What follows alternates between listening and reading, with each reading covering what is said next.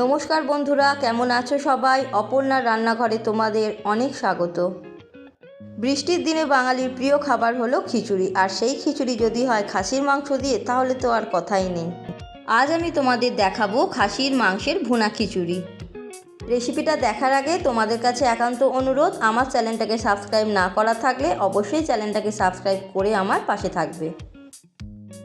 গ্যাসের ওপর বসিয়ে দিয়েছি একটা কড়াই, দিয়ে দেব 100 গ্রাম মুগের ডাল আর 50 গ্রাম মসুর ডাল। দু রকম ডালই হালকা লাল করে ভেজে নেব। ডাল ভাজা হয়ে গেছে, এখন আমি তুলে নেব। গ্যাসের ওপর প্রেসার কুকার বসিয়ে দিয়েছি, দিয়ে দেবো 750 গ্রাম খাসির মাংস। এর সাথে দেব 2 চামচ লবণ আর দেব কিছু গোটা গরম মশলা, দারচিনি, এলাচ আর গোলমরিচ। পরিমাণ মতো জল দিয়ে প্রেসার কুকারের ঢাকা দিয়ে 3টে সিটি দিয়ে নেব। গ্যাসের ওপর একটা মোটা পাত্র বসিয়ে নিয়েছি, যার মধ্যে আমি খিচুড়িটা তৈরি করব। 3 চামচ তেল দিয়ে 1 চামচ জিরে ফোড়ন দিয়েছি, দিয়ে দেবো কিছু গোটা গরম মশলা। এর সাথে দিয়ে দেবো 3টে তেজপাতা। ফোড়নটা ভালো করে হয়ে গেলে দিয়ে দেবো 3টে কুচিয়ে রাখা পেঁয়াজ। পেঁয়াজ হালকা লাল হয়ে এলে দিয়ে দেবো 3 চামচ আদা রসুন বাটা। ভালো করে মিশিয়ে নেব আর দিয়ে দেবো 2 চামচ লবণ, 1 চামচ হলুদ গুঁড়ো,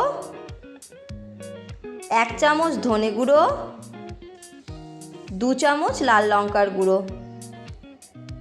সমস্ত গুঁড়ো মশলা পেঁয়াজের সাথে ভালো করে মিশিয়ে নেব আর দিয়ে দেবো 2টো বড় সাইজের টমেটো কুচি।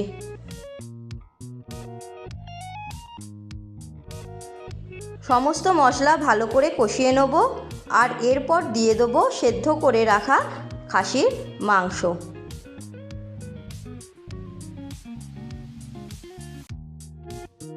সমস্ত মাংসটা দেয়া হয়ে গেলে মশলার সাথে মাংস মিশিয়ে নিয়ে 5 মিনিট এইভাবেই কষিয়ে নেব। ভেজে রাখা ডাল আমি ভালো করে ধুয়ে নিয়েছিলাম, এখন সমস্ত ডালটা দিয়ে দেবো। এর সাথে দিয়ে দেবো ভিজিয়ে রাখা চাল। রেগুলার ভাত করি সেই চালই নিয়েছি। চালটা আমি আগে থেকে ধুয়ে 20 মিনিট আগে ভিজিয়ে রেখেছিলাম। সমস্ত চাল আর ডাল দেওয়ার পর মাংসের সাথে এইভাবে 5 মিনিট ভালো করে কষিয়ে নেব। এর সাথে দিয়ে দেবো সেদ্ধ করে রাখা মাংসের স্ট্রু আর দিয়ে দেবো সাদা জল। জল দেবার পর ভালো করে একবার মিশিয়ে নেব আর এর সাথে দিয়ে দেবো 4টে গোটা কাঁচা লঙ্কা।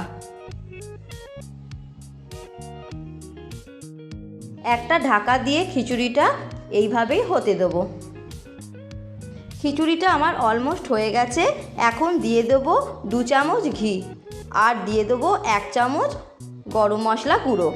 ঘিটা আমার ফ্রিজে ছিল বন্ধুরা, আর আমাদের এখানে এই রকমই দেশি ঘি পাওয়া যায়, তাই ঘিয়ের কালারটা এমন দেখতে লাগছে।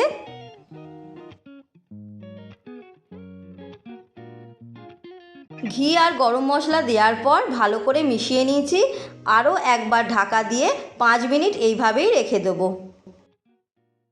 রান্নাটা আমার হয়ে গেছে, এখন আমি একটা প্লেটে ঢেলে নিচ্ছি। দেখে বুঝতেই পারছো কত সুন্দর দেখতে হয়েছে, আর খেতেও কিন্তু খুব ভালো হয়েছে। এই রকম ভুনা খিচুড়ির সাথে আমি পাঁপড় ভাজা দিয়ে সার্ভ করব। বন্ধুরা, রেসিপিটা দেখে তোমাদের ভালো লাগলে অবশ্যই লাইক করবে আর কমেন্ট করে আমাকে জানাবে যে তোমাদের কেমন লাগলো। আজ পর্যন্ত তাহলে এটুকুই, ফিরে আসছি নেক্সট ভিডিও নিয়ে।